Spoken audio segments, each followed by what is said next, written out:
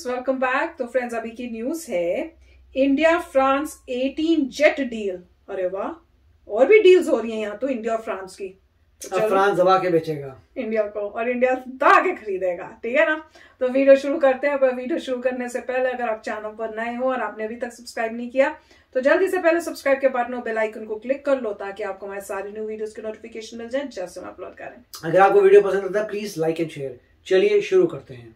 नमस्कार दोस्तों, स्वागत है आपका हिंदी नॉलेज शो में। तो दोस्तों, अब से 48 घंटे पहले एक बहुत ही अहम न्यूज निकलकर सामने आई थी और इसको लेकर मैंने ट्विटर पर ऑलरेडी आपको इन्फॉर्म कर दिया था। लेकिन उसके बाद इसको लेकर तरह तरह की फेक न्यूज और मिस इन्फॉर्मेशन फैलाई जा रही है। इसीलिए मुझे वीडियो बनाने की जरूरत पड़ी क्योंकि बहुत ही ज्यादा अहम खबर है और आपको इसकी सच्चाई पता होनी चाहिए। तो चलिए जल्दी से जान लेते हैं इस अपनी खबर को। दोस्तों, सबसे पहले अगर मैं आपसे एक सवाल पूछूं कि भारतीय वायुसेना का सबसे रिलायबल, सबसे बेहतरीन और सबसे एफिशिएंट लड़ाकू विमान कौन सा है, अगर आप इसमें से राफेल को अलग निकाल दे तो इसका एक ही जवाब होगा मिराज 2000। भारतीय वायुसेना का one of the most efficient लड़ाकू विमान है, बहुत ही सीमलेस है। लेकिन आप भी जानते हैं कि कोई प्रोडक्ट कितना भी अच्छा क्यों ना हो, आपको उसकी सर्विसिंग करनी पड़ेगी। जरूरत के समय आपको उसके कुछ पार्ट भी चेंज करने पड़ेंगे। और आपको बता दूं कि भारतीय वायुसेना अभी तक ऐसा कर भी रही थी। हमने अपने मिराज 2000 की फ्लीट को बहुत ही ज्यादा अप टू डेट रखा है क्योंकि ये हमारे लिए बहुत ज्यादा इंपॉर्टेंट है। और भारतीय वायुसेना चाहती है कि जब तक हमारा एमका बनकर तैयार नहीं हो जाता, हमारा तेजस MK2 बनकर तैयार नहीं हो जाता, हमें इसे ऐसे ही जारी रखना है और हमें इसका बहुत ही अच्छे से ध्यान रखना होगा। लेकिन अब दिक्कत यह थी कि जो कंपनी इसे बनाती है मिराज को, यानी डसोल्ट एविएशन, वो ही कंपनी राफेल को भी बनाती है।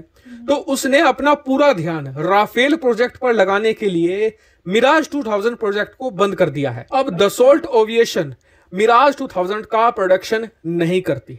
ऐसे में भारत के लिए एक बहुत गहरी चिंता थी कि मान लीजिए कल को किसी मिराज 2000 में कोई पार्ट खराब हो जाता है तो हम उसे कैसे बदलेंगे। तो इसी के लिए एक एक्शन प्लान लाया गया और इस प्लान के तहत ही भारत और फ्रांस ने एक डील साइन करी है जिसके तहत भारत फ्रांस से पुराने मिराज 2000 लड़ाकू विमान खरीदेगा। अब पहले वो खबर सुन लीजिए जो फेक न्यूज है जो आप तक पहुंचाई जा रही है। फेक न्यूज ये है कि ये भारत 24 पुराने मिराज लेगा जिनमें से 13 उड़ा करेंगे और बाकी के जो लड़ाकू विमान है उनसे हम पार्ट निकालकर अपने खुद के जो मिराज है उसमें लगाया करेंगे। ये पूरी तरीके से फेक न्यूज है। भारत सिर्फ 18 लड़ाकू विमान ले रहा है फ्रांस से, हम 24 नहीं ले रहे हैं। 24 लेकर क्या हम अपनी वायुसेना को जंक यार्ड बनाएंगे? जी नहीं।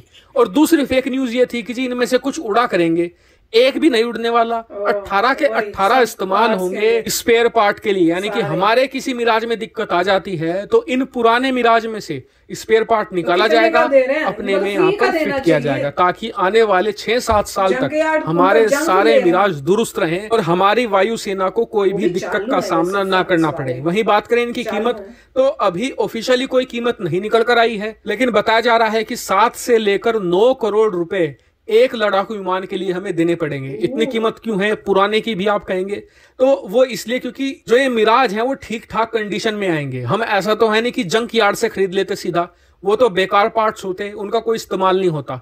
तो ऐसे में हमने इस कंडीशन के लड़ाकू विमान खरीदे हैं जिनके स्पेयर पार्ट हम इस्तेमाल करें और उसके लिए हमें कुछ एक्स्ट्रा पैसे भी देने पड़े हैं। तो फ्रेंड्स, न्यूज तो अलग सी है, कमाल की है कि उन्होंने वो बनाने ही बंद कर दिए। और क्योंकि उन्होंने बनाने ही बंद कर दिए तो अब इंडिया में जो है हमारे पास, तो अगर उसमें कोई प्रॉब्लम हुई तो किसके पास जाएं? तो ये तो उनके उसमें होना चाहिए कि अगर हम बंद भी कर दे बनाने तो भी हम लाइफ टाइम आपको उसकी सर्विसिंग या पार्ट्स देंगे। ये थोड़ी कोई है तो पैसा लेते, तो पैसा तो वैसे भी लेते ही होंगे। हाँ, मतलब अगर आप उसको बोलते नहीं भैया ऐसा है कि आप सपोर्ट जारी रखिए तो उसका पैसा लगेगा आपको। उसके बदले इंडिया ने हो सकता है सोचा हो कि इतना पैसा दें, उसकी जगह आप सस्ते में ये प्लेन ले जो अभी उनके पास बचे बुचे होंगे। हाँ, जो उनको यूज तो है नहीं क्योंकि बेचेंगे, कोई खरीदेगा ही नहीं। या खरीदे यार सेकंड हैंड, मतलब जो भी हैं जो चलते हैं उनकी फ्लीट में पड़े हुए पुराने, वो चलते हैं मगर वो ज्यादा यूज नहीं करते क्योंकि अब नए वाले वो यूज कर रहे हैं। तो इंडिया ने कहा होगा अच्छा वो खरीद लेते हैं तुम्हारे, क्योंकि हम तो यूज कर रहे हैं उनको। तो स्पेयर पार्ट है मेरे ख्याल से यहाँ में ये करना चाहिए था कि कोई जॉइंट वेंचर करें, मगर वो जॉइंट वेंचर करेंगे नहीं पुरानी टेक्नोलॉजी पे, वरना ऐसा होना चाहिए कि जॉइंट वेंचर हो कि हमें भी रफाल बनाने सिखाओ, मतलब ऐसे कुछ हो कि कुछ पार्ट्स बनाने सिखाओ, ऐसे कुछ नॉलेज ट्रांसफर होनी चाहिए। एटलीस्ट आप ऐसा करना चाहिए था कि भाई आप ऐसे हैं, ट्रेनिंग दीजिए हमारे टेक्नीशियंस को कि हम मिराज को खुद ही रिपेयर करके ठीक ठाक कर सके। वो कोई कंट्री आसानी से नहीं देगी। वो क्या बुद्धू राम है जो कहेंगे आ जाओ सिखाना है। कोई जो है आसानी से आपको नहीं सिखाएगा कि कैसे आप मतलब उन पार्ट्स को खुद मैन्युफैक्चर कर सकते हैं, ठीक कर सकते हैं। नहीं, पर मैं यही सोचूं क्योंकि आजकल के टाइम में फ्रांस जो है प्रेशर में है, तो इंडिया बहुत अच्छी अच्छी डील्स कर सकता है अभी फ्रांस से। अगर नॉलेज ट्रांसफर टाइप कुछ करना है तो मेरे ख्याल से एट दिस पॉइंट फ्रांस ज्यादा नाना नहीं करेगा। अगर थोड़ा हम स्ट्रेस करें या चालाकी से कुछ करें तो हमें काफी फायदा हो सकता है। यही उनमें से एक फायदा हो सकता है कि ये एक फायदा है कि हमें उन्होंने अपने पुराने वाले दे दिए, और हो सकता है हमें लग रहा है बड़ा महंगे दे दिए यार, पर उन्होंने बहुत ही अच्छी डील की हुई हो कि वैसे उस रेट में मिलते ही नहीं हो, क्या पता। नहीं, जहां तक पॉसिबल है फ्रांस जैसे वेपन्स बेचता है, बहुत सारी कंट्रीज होगी जिनको उनसे वेपन्स चाहिए होंगे। वो तो है। अब कुछ कंट्रीज को उन्होंने मना करा होगा, अब उन कंट्रीज को मना नहीं करेंगे। फर्क ये पड़ गया। उसमें से उन्होंने कुछ टेक्नोलॉजी पाकिस्तान को भी मना की थी। पाकिस्तान को नहीं देंगे, वो पाकिस्तान से तो लड़ाई हो चुकी है, तो वो आई होप कि मजबूरी में ये चालू ना कर दें। नहीं, पाकिस्तान को तो फिर भी नहीं देंगे, मुझे तो बिल्कुल। मगर उनके पास उन्होंने पहले यही कहा था ऑस्ट्रेलिया को भी कि आपको हम थोड़ा देर में देंगे, क्योंकि हमारे बड़ी सारी लाइनें लगी हुई हैं, हमारे पूरे ऑर्डर बुक है, हमें समय लगेगा देने में। तो एक ये भी रीजन था। और यूएस में तो आनी ही थी न्यूज़ें, कई न्यूज़ इस टाइप की आ रही थी कि जो सबमरीन्स वो दे रहे थे उनमें भी कोई मतलब इतनी पावरफुल नहीं थी, उनमें ये फॉल्ट थी, वो फॉल्ट थी, इसके वजह से। और ऊपर से ऑस्ट्रेलिया वालों ने फिर अपने को न्यूज़ ब्रीफिंग दी, उसमें बोला कि हमें कोई प्रॉब्लम नहीं है, हमने वो डिसीजन लिया बिल्कुल अच्छा लिया, हमें अपनी कंट्री के बारे में देखना है, किसी और कंट्री के बारे में देखना। तो उन्होंने भी बढ़ चढ़ के, ऑस्ट्रेलिया वालों ने भी बड़ी न्यूज़ ब्रीफिंग दी है कि हम अपनी कंट्री को देखेंगे पहले कि तुम्हें देखेंगे, मतलब फ्रांस की तरफ बोल रहे हैं। तो काफी कुछ चल रहा है, सब अपनी तरफ से बोलेंगे, वो तो है।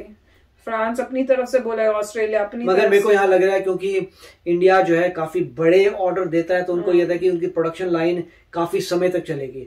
जब छोटे छोटे ऑर्डर होते हैं तो प्रॉब्लम होती है, छोटा ऑर्डर आया आपने चेंज किया, फिर दूसरा छोटा आया, फिर आपने चेंज किया, तो प्रॉब्लम आती है। मगर असेंबली लाइन में अगर कोई बड़ा ऑर्डर आ जाए तो आपके लिए बहुत अच्छा, सेटअप कर दो, बनाते जाओ, और समय लगता है 2-4 साल तक आपका सेट हो गया, आपकी कमाई आ रही है। मगर इसमें इंडिया को मेरे ख्याल से नॉलेज का ट्रांसफर पे फोर्स करना चाहिए कि कहीं ना कहीं हमें या तो जॉइंट वेंचर करिए या नॉलेज ट्रांसफर करिए। हम 24 टाइम आपसे खरीदते नहीं रह सकते। मेरे ख्याल से फ्रांस के साथ कुछ किया तो था, हमने न्यूज मेरे ख्याल से सुनी तो थी कि फ्रांस के साथ कुछ ये भी है कि इतने कुछ आप बनाएंगे, इतने कुछ हम लोग खरीदेंगे, और उनमें से उसके बाद ये राफेल थे शायद, पता नहीं, मेरे ख्याल से राफेल का कुछ पार्ट था जो इंडिया ने बनाया था। मैं तो कंफ्यूज हो गई फ्रांस के साथ, काफी न्यूज आ रही है। मगर एटलीस्ट ये है कि ये क्लियर आना चाहिए कि इंडिया को कुछ नॉलेज ट्रांसफर भी होगा, प्रोवाइडेड कि उनको ज्यादा ऑर्डर्स नहीं, मतलब इनफ ऑर्डर्स नहीं मिलेंगे, छोटे छोटे ही मिलेंगे, तो वो क्योंकि लोगों को खरीदने के लिए पैसा भी तो चाहिए। और इससे ये भी हो सकता है कि प्राइसेस थोड़े डूब जाएं, क्योंकि अगर डिमांड कम हो जाती है तो प्राइसेस भी डूब जाती है। जब खरीदने वाले कोई लोग हैं ही नहीं तो बोलेंगे भाई इतना महंगा है कौन खरीदेगा, तो प्राइसेस डूब भी जाती हैं। तो वो भी हो सकता है इंडिया को फायदा हो कि थोड़ी प्राइसेस डाउन हो जाए। देखते हैं, इंडिया के पास अभी अच्छी अपॉर्चुनिटी, अच्छी डील्स करने की फ्रांस के साथ। तो चलो फ्रेंड्स, चलते हैं, मिलेंगे नेक्स्ट वीडियो में बहुत ही जल्द। Till then take care and bye bye. तो अगर आप मेरे इस चैनल पे नए हो तो जल्दी से सब्सक्राइब के बटन को हिट करो और बेल आइकन को क्लिक करो, ताकि आपको मेरा जब नया वीडियो मैं लगाऊं आपको उसके बारे में जल्दी से पता चल जाए।